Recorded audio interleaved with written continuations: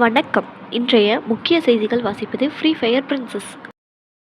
இன்று 4 ஜூலை 2025 மதியம் 2:30 மணியளவில் திடுக்கின்ற சம்பவம் நடைபெற்றது. இதில் பேட்டில் ராயல், கிளாஸ் பாட், கிராஃப்ட்லேண்ட் பேட் மற்றும் நான் சோசியல் ஐஸ்லாண்டில் நின்று கொண்டு இருந்த பொழுது அனைவரின் மொபைலிலும் பிரச்சனை ஏற்பட்டது. அனைவரும் என்ன ஆயிற்று என்று தெரியாமல் குழம்பிக் கொண்டு இருந்தனர்.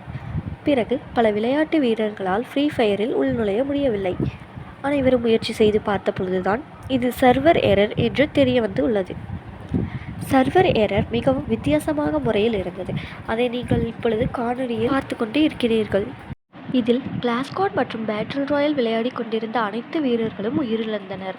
இந்த செய்தி மிகவும் சோகத்தை காட்டியிருக்கிறது. மற்றும் இதை விட்டு வெளியே வந்த FF வீரர்களில் சிலர் என்னுடைய அக்கவுண்டை லாகின் செய்ய முடியவில்லை என்றும் கதறி அழுதனர். இன்னும் சிலர் FF விளையாடி கொண்டிருந்தவர்கள் கடும் கோபத்திற்கு உள்ளாகினர்.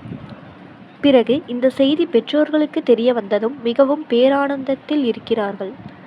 எங்களுக்கும் காலம் வரும் என்று இருந்த பெற்றோர்கள் எங்களுக்கு காலம் வந்துவிட்டது என்று வீர முழக்கம் செய்கிறார்கள் பெற்றோர்கள். இதனை அடுத்து அனைத்து ஃப்ரீ ஃபயர் வீரர்களும் நெட்வொர்க் ரிப்போர்ட் கேமில் கொடுத்து வருகின்றனர்.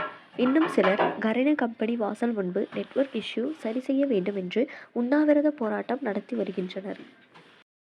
கரீனா ஃப்ரீ ஃபயர் கம்பெனி என்ன செய்வதென்று தெரியாமல் முழித்துக் கொண்டிருக்கின்றனர் மற்றும் இந்த பிரச்சனையை முழுவதுமாக சீக்கிரமாக சரி செய்து விடுவோம் என்ற நம்பிக்கையுடன் கூறியிருக்கிறார்கள் கரீனா ஃப்ரீ ஃபயர் ஓனர்.